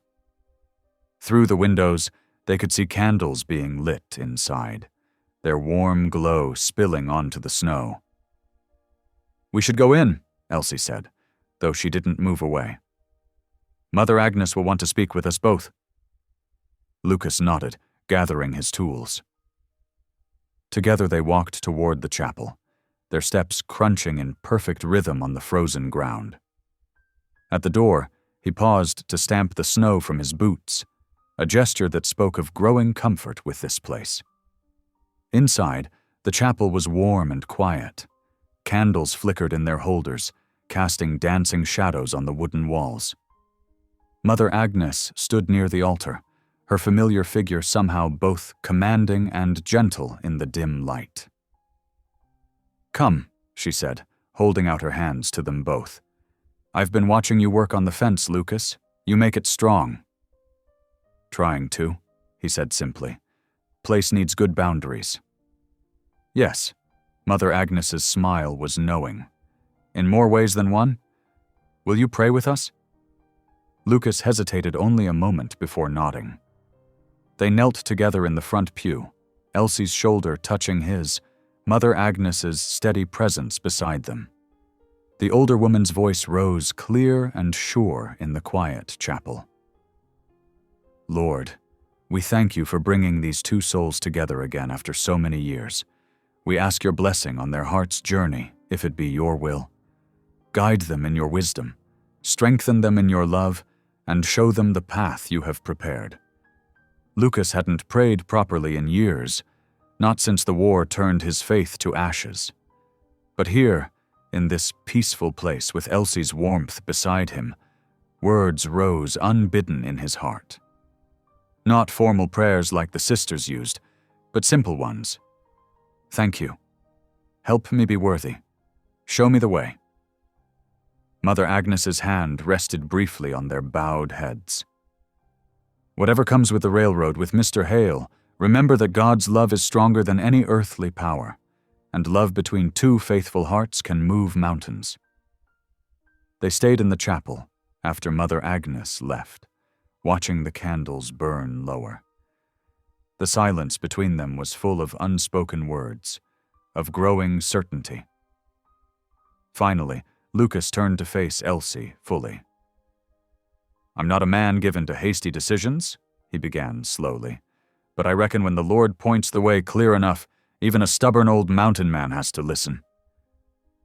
Elsie's hands were steady in her lap, but her voice trembled slightly. "What way do you see, Lucas?" "I see you," he said simply. "I see this place, these people you love. I see work that needs doing and a life that needs living." He took her hand in his, marveling at how small it felt, how strong. "Once we've secured the mission's claim, once your home is safe, I'd like to make you my wife, if you'll still have me." Tears spilled down Elsie's cheeks, but her smile was radiant. "Yes," she whispered. "Oh yes, Lucas. That's all I've wanted since I first remembered your kindness, all those years ago." The first light of dawn was beginning to shine through the chapel windows, turning the glass to jewels. It fell across their joined hands like a blessing, this new day dawning on their promise. "I don't have much to offer," Lucas said softly. "Just my hands, my heart, and whatever years the Lord grants me." "That's everything," Elsie answered. "That's all anyone could ask." They sat together as the sun rose fully, painting the chapel in gold and rose. Outside, they could hear the sisters beginning their morning routines, children's voices rising in breakfast prayers. The mission was waking to another day of challenge and hope. Lucas held Elsie's hand, feeling more at peace than he had in 20 years. The way ahead wouldn't be easy. They still had the railroad to fight, a home to build, a life to forge together. But for the first time since the war, he felt ready to face whatever came. God's mercy, he realized, sometimes wore a woman's face and carried the courage to ride through winter storms. Sometimes it looked like a second chance, offered freely to those willing to accept it. Elsie squeezed his hand gently, and together they rose to meet the day. The afternoon sun broke through the clouds, casting diamond sparkles across the fresh snow. Behind the mission chapel, townsfolk and sisters worked together, stringing pine boughs between posts to create a natural sanctuary. The air held that peculiar crystal clarity that comes only on winter days when the storm has passed, but the cold remains crisp and clean. Inside the chapel's small vestry, Sister Claire helped Elsie with her hair, weaving tiny white flowers from the mission's greenhouse through the dark braids. "There now," she said, stepping back to admire her work. "Simple and lovely, just as you wanted." Elsie touched the flowers gently, her fingers trembling slightly. "Thank you, sister." She smoothed her best dress, deep blue wool that the sisters had helped her remake for the occasion. It wasn't a proper wedding gown, but the careful stitching showed the love that had gone into its making. Mother Agnes appeared in the doorway, her usual stern expression softened by joy. "Pastor Nolan has arrived from Dry Creek. He's speaking with Lucas now." She crossed to Elsie and took both her hands. "My dear child, how far you've come from that little girl we found in the snow." "Because of your love," Elsie said softly, "and Lucas's courage that night."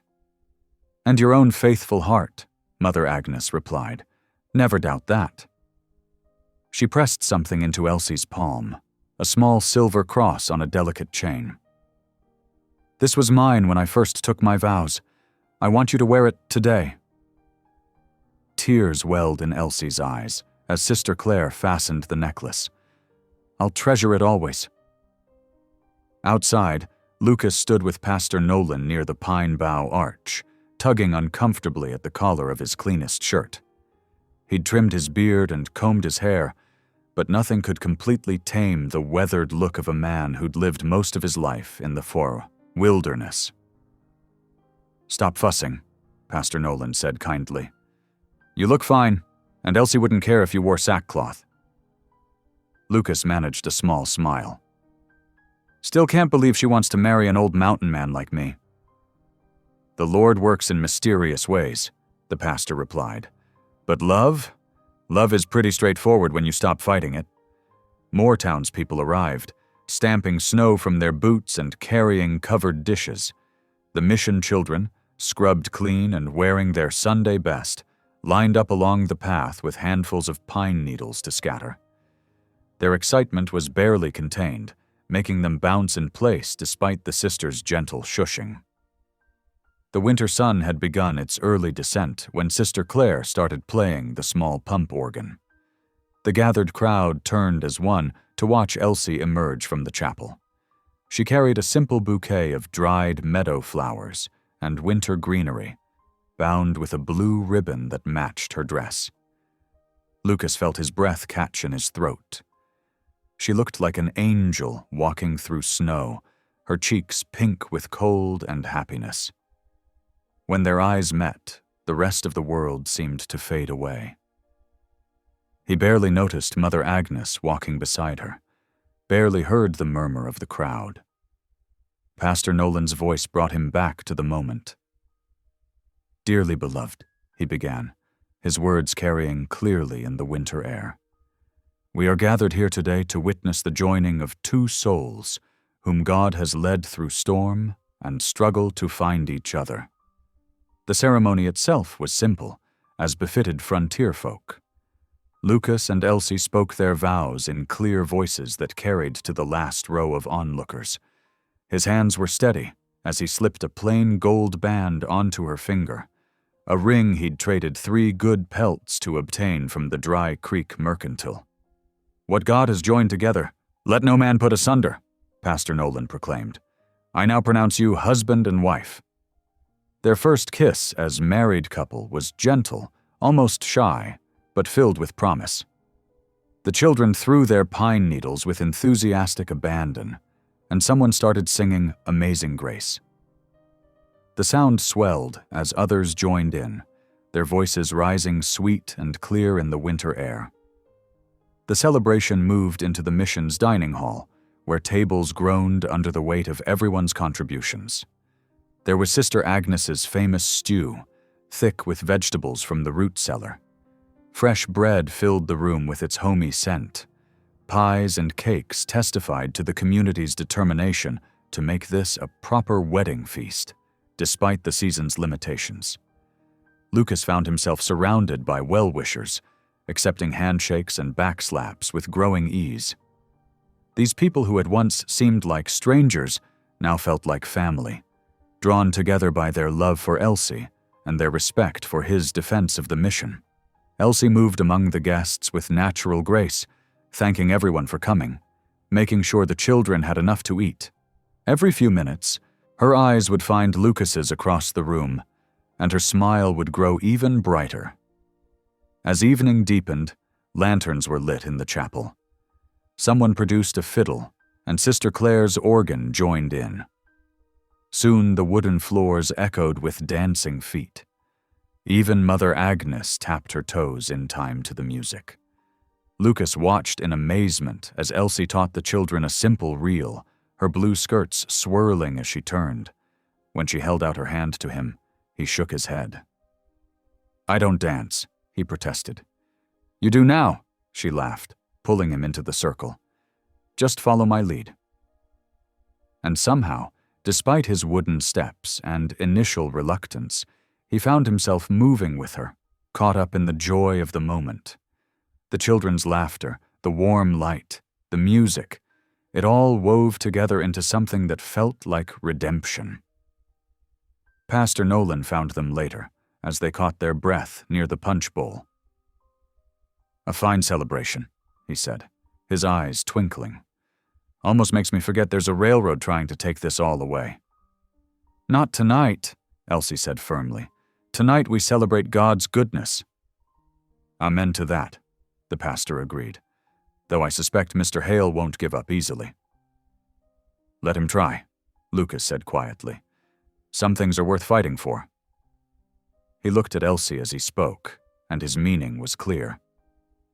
As the evening wore on, the guests gradually departed, leaving behind warm wishes and promises to help with whatever challenges lay ahead. The sisters shooed the sleepy children off to bed, though not before each one hugged Elsie tightly. Finally, it was time for the newlyweds to make their way to their own home, the small cabin beside the mission that Lucas had spent the past week preparing. He insisted on carrying Elsie across the threshold, despite her laughing protests that the snow made it treacherous. "Been carrying you since that first blizzard," he reminded her. "Don't plan to stop now." Inside, the cabin was warm from the banked fire. They'd brought in fresh pine boughs and winter berries to brighten the simple space. Elsie lit the lamp while Lucas added wood to the stove, its cheerful crackle filling the comfortable silence between them.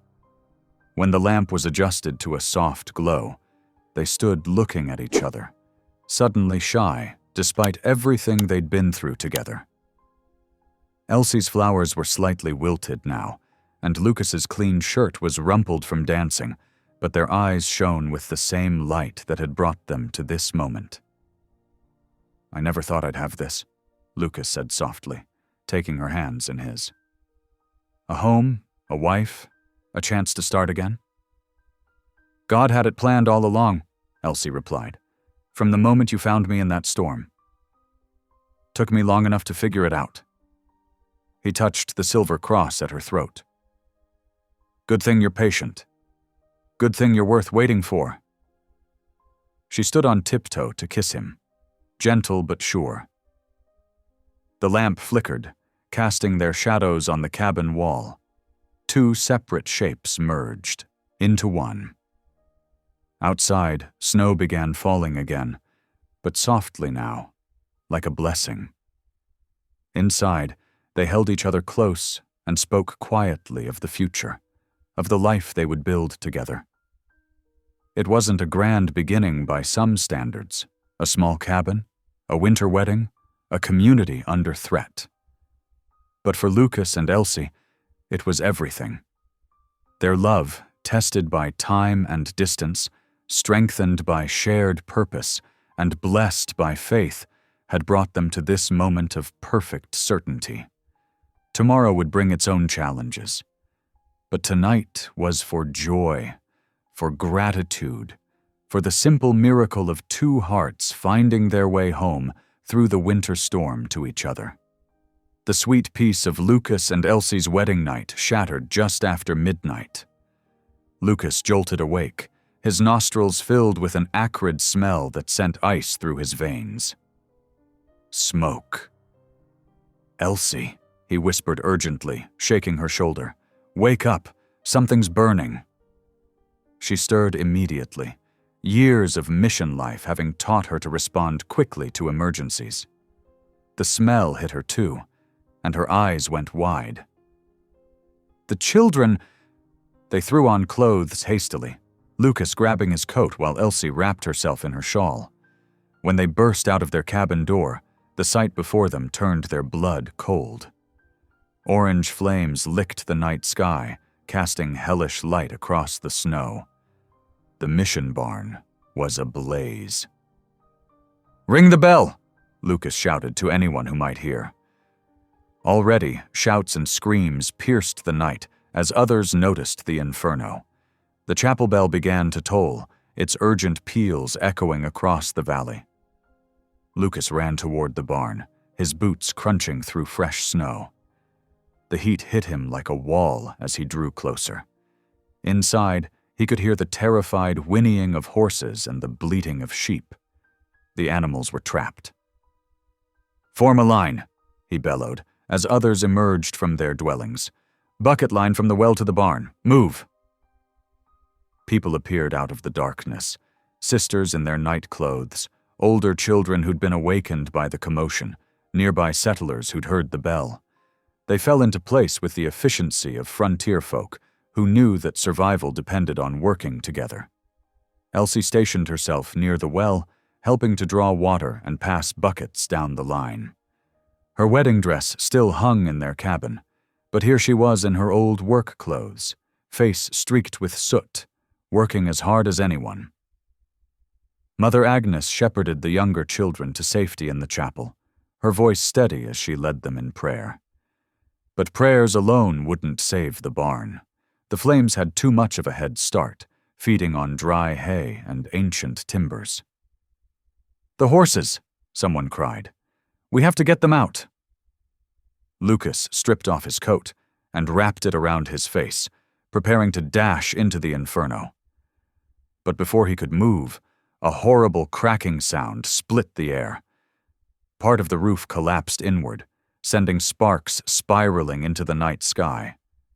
The heat became unbearable, forcing everyone to step back. Through the chaos, Lucas spotted Sister Claire staggering away from the far side of the barn, clutching her arm. He ran to her, catching her just as her knees gave way. "Sister." He lowered her gently to the snow. "What happened?" Her face was pale with pain and shock, but her eyes were clear as she gripped his sleeve.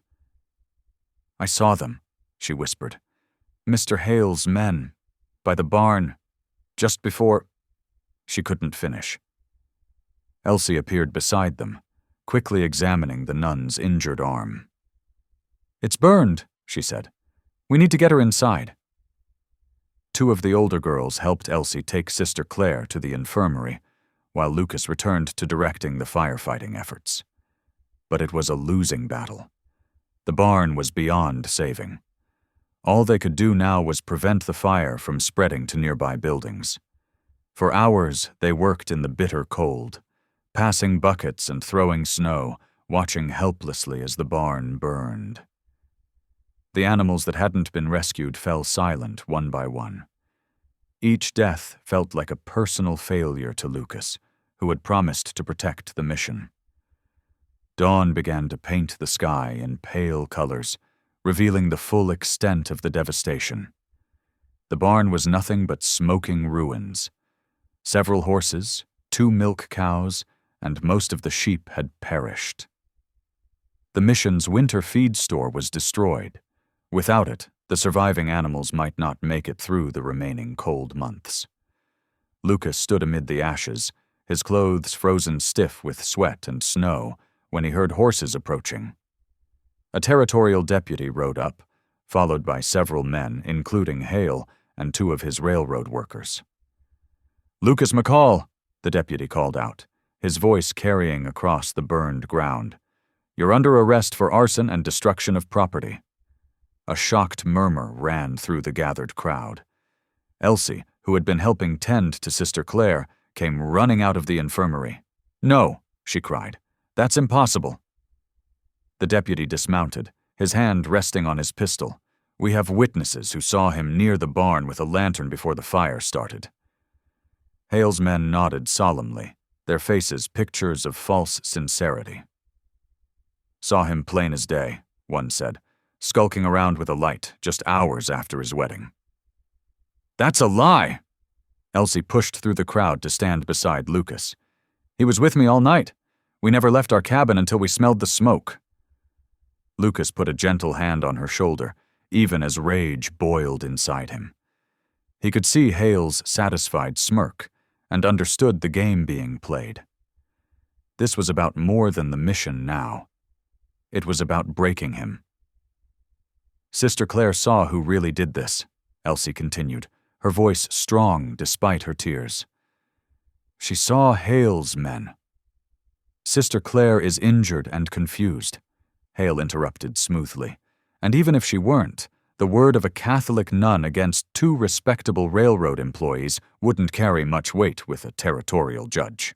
The deputy pulled out handcuffs. "Mr. McCall, please don't make this difficult. Come along quietly." Lucas looked around at the faces watching this scene unfold. The sisters, their expressions a mixture of shock and sorrow. The children, some crying, others just looking confused and frightened. The settlers who had helped fight the fire, now uncertain who to believe. And Elsie, his bride of less than a day, standing straight and proud despite her fear, ready to fight for him with everything she had. "I'll come," he said quietly, holding out his wrists. "But know this, I didn't do it." The deputy cuffed him efficiently, then helped him mount a spare horse. As they prepared to ride out, Mother Agnes stepped forward. "Deputy," she said, her Irish accent thick with emotion, "surely you're not taking him to jail without proper evidence? On the word of men who want our land?" "Mother, I have to follow procedure," the deputy replied, though he had the grace to look uncomfortable. "2 witnesses have sworn statements against him. He'll get a fair hearing in town." "Fair?" Elsie's laugh was bitter. "When the railroad owns half the judges in the territory?" Lucas caught her eye. "Elsie," he said softly, "it'll be all right. Truth will out." She grabbed his leg, the closest part of him she could reach. "I'll ride to town as soon as Sister Claire is strong enough to travel. She'll testify. We'll prove your innocence." Hale's voice cut through their goodbye like a knife. "Best hurry, Mrs. McCall. Your new husband might not fare well in a territorial prison. Lots of rough men there who remember him from the war."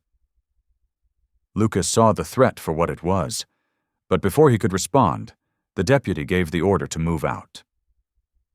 The last thing he saw as they rode away was Elsie standing in the gray dawn light, her face set with determination, while behind her the ruins of the barn sent tendrils of smoke into the winter sky. Mother Agnes put an arm around Elsie's shoulders as the riders disappeared down the trail. "Come, child," she said gently. "We have work to do." Elsie nodded, squaring her shoulders. They had to tend to Sister Claire, comfort the children, salvage what they could from the barn, and figure out how to feed the surviving animals. And somehow, in the midst of all that, she had to find a way to prove Lucas's innocence before Hale's plan could fully unfold. The sun rose fully over the valley, revealing the stark contrast between yesterday's joy and today's desolation. Where there had been music and dancing, now there were only ashes and accusations. Where there had been hope, now there was fear. But as Elsie turned to follow Mother Agnes back to the infirmary, she touched the wedding ring on her finger and whispered a prayer. "Lord, give us strength," she murmured. "The fight for this land, and for Lucas, is only beginning." The iron door of the Dry Creek jail clanged shut, echoing through the cold stone corridor. Lucas sat on the thin mattress, his back against the rough wall. The cell was barely 8 feet square, with a small window that let in more winter chill than light. Outside, he could hear the bustling sounds of the growing railroad town. Hammers striking nails, wagons creaking past, men shouting about lumber deliveries. 3 days had passed since they'd brought him here. The deputy had been professional enough, providing basic meals and a blanket, but the isolation gnawed at Lucas. Every hour stretched like a week, filled with memories of the burning barn and Elsie's face as they'd taken him away. Heavy boots shuffled down the corridor. Lucas looked up to see Pastor Nolan's weathered face appearing between the iron bars. "Brother," the pastor said softly, removing his hat. "May I come in?" The deputy unlocked the cell door, letting Pastor Nolan enter before locking it again. The pastor settled onto the wooden stool, his kind eyes studying Lucas's face. "How are you holding up?" he asked. Lucas managed a weak smile. "Reckon I've slept in worse places during the war." He paused, his voice growing quieter. "How is she?" "Elsie's strong," Pastor Nolan replied. "She's keeping busy at the mission, helping care for the children who lost their beds in the fire. Writing letters, too. One nearly every day to the territorial marshal, demanding justice." Lucas closed his eyes, pain etching deep lines around his mouth. "This is what I feared," he whispered. "My past catching up, bringing trouble to those I care about. Maybe Hale's right. Maybe a man like me can't outrun what he's done." Pastor Nolan leaned forward. "The Lord specializes in new beginnings, Lucas. Your past doesn't define your future unless you let it." "I've killed men," Lucas said roughly. "Tracked them, hunted them during the war. How does a man wash that clean?" "Through acceptance of grace," the pastor answered simply. "The same grace Elsie saw in you when she rode up that mountain." They sat in silence for a while, listening to the wind whistle through the small window. Finally, Pastor Nolan stood, placing a small Bible on the mattress. "I'll come again tomorrow," he said. "Keep faith, brother." Back at the Mission Valley, Elsie moved through her days like a shadow. She helped the sisters organize temporary sleeping spaces in the chapel for the displaced children. Her hands stayed busy, mending clothes, preparing meals, comforting little ones who woke crying from nightmares about the fire. But her heart was in the jail cell with Lucas. Each evening, she wrote another letter, her penmanship careful and clear as she detailed the evidence of Sister Claire's testimony and begged for an investigation. Each morning, she checked for replies. None came. When night fell and the children were asleep, Elsie would wrap herself in her shawl and walk to the chapel. Kneeling in the quiet darkness, she prayed not for herself, but for Lucas, for his spirit to stay strong, for justice to prevail, for God to show him the path to peace. In his cell, Lucas had taken to carving. The deputy had allowed him to keep a small pocket knife, and he worked slowly at a piece of pine, shaping it into a cross. The simple action helped calm his thoughts during the long hours of confinement. One night, holding the nearly finished cross, Lucas found himself doing something he hadn't done in years. He prayed. Not for freedom, though his soul ached for it. Not for justice, though he knew he was innocent. Instead, he prayed for Elsie's heart to be protected from the bitterness that could grow from all this trouble. "Lord," he whispered into the darkness, "I don't know if I deserve mercy, but please, watch over her. Keep her spirit bright, no matter what happens to me."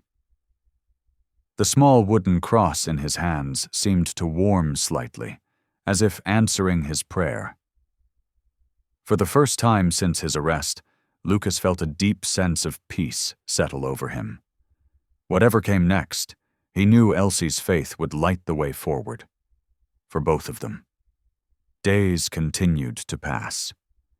The cold cell remained unchanged, but Lucas found his spirit strengthening through prayer and Pastor Nolan's visits. Meanwhile, Elsie's devotion never wavered as she balanced caring for the mission's children with her quest for justice.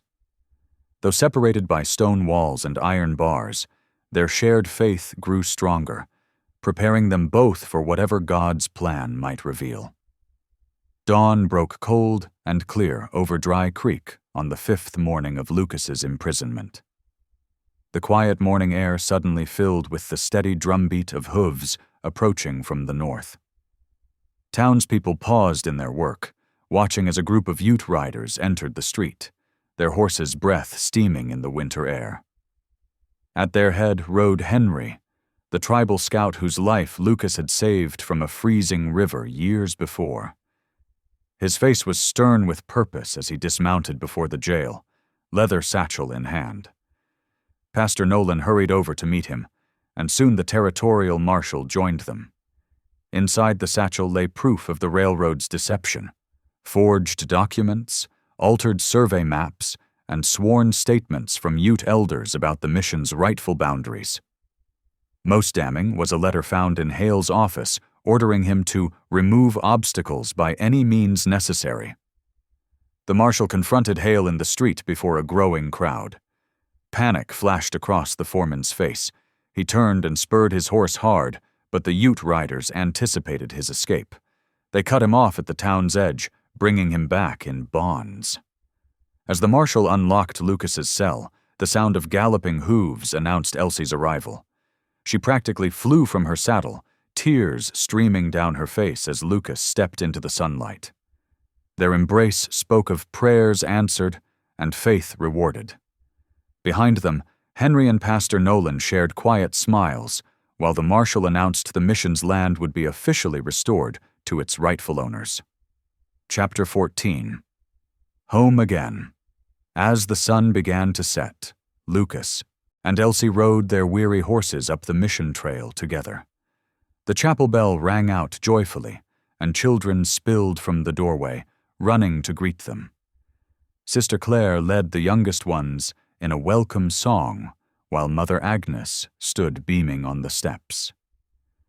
"The Lord provides," Mother Agnes said, embracing them both, "even in our darkest hour."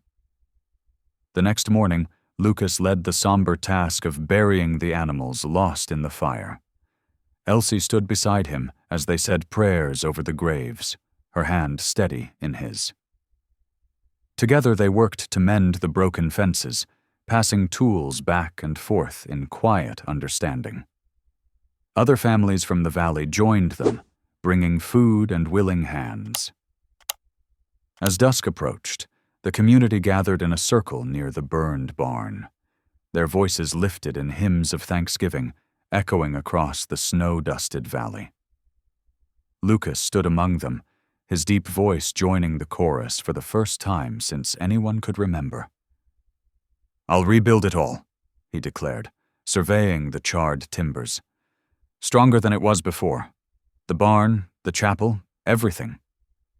Mother Agnes touched his arm gently. "The true foundation was grace all along," she said, her eyes wise and kind. "Grace brought you both here. Grace saw us through." Elsie squeezed Lucas's hand and whispered, "Thank you, Lord, for bringing us home." In the fading light, peace settled over the mission like a blessing, healing what fire had tried to destroy. The weeks drifted by like melting snow down the mountainside. Each morning brought more signs of spring as patches of bare earth emerged beneath retreating drifts.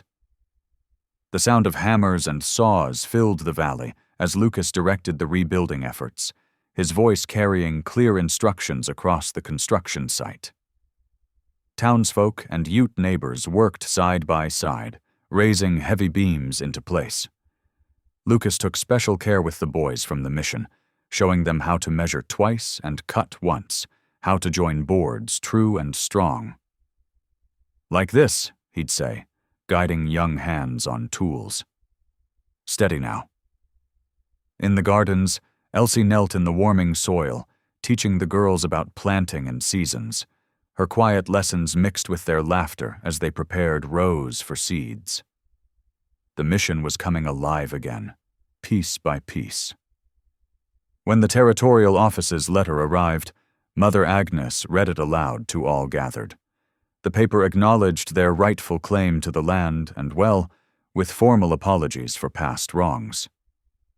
Lucas stood silent, his hand on Elsie's shoulder, as the words made their peace official at last. That evening, golden sunset light streamed through the new chapel windows, painting the fresh-cut timber in warm hues. Lucas stood at the simple altar, his voice soft but sure, as he offered a dedication prayer. Elsie moved to join him, her face glowing with quiet joy as they stood together in the sacred space they had helped rebuild. The moment held all their hopes, past trials transformed into future blessings, a community united in faith and purpose. The evening air settled soft and cool around the cabin as Lucas sat on the wooden porch, his weathered hands moving steadily over a small piece of pine. Wood shavings curled at his feet as the shape of a toy horse emerged beneath his knife. The familiar rhythm of carving brought peace to his heart, matching the tranquil mood of the valley at dusk.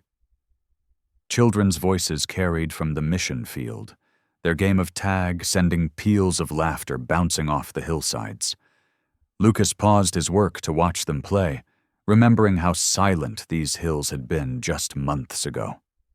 The new chapel bell rang out, clear and sweet, calling the younger ones in for evening prayers. The porch boards creaked behind him as Elsie emerged from the cabin. She lowered herself carefully beside him, one hand resting on the gentle swell of her belly. The other reached out to touch the half-finished horse, her fingers tracing the smooth lines Lucas had carved. "It's beautiful," she whispered, leaning against his shoulder. "Just like the one you made for Timothy last month." Lucas set down his knife and covered her hand with his own. "Never thought I'd have this," he said, his voice rough with emotion. "A home. Peace. You." He gestured toward the thriving mission, the garden plots, the rebuilt barn. All this life around us. The first snowflakes began to drift down, catching golden light from the cabin windows. They fell just as they had that night months ago, when Elsie had appeared like an answer to prayers he hadn't known how to speak. "We should get inside," Elsie said softly, rising with care. Lucas steadied her, watching as she moved to light the lamp within. The warm glow spilled out onto the porch, painting her in gentle radiance. His heart swelled with gratitude for all she had brought into his life. "Elsie," he called, his voice thick with feeling. She turned in the doorway, the lamplight haloing her hair. "You came to give me sons," he whispered, "but you gave me back my soul." She smiled through sudden tears, holding out her hand to him. Together they watched the snow fall, just as they had that first night, but now with the promise of spring, new life, and endless tomorrows stretching before them. Thank you for listening. Stories connect us in the most unexpected ways. If you felt that spark today, make sure you're subscribed. I share a new one daily, and the next might change your day.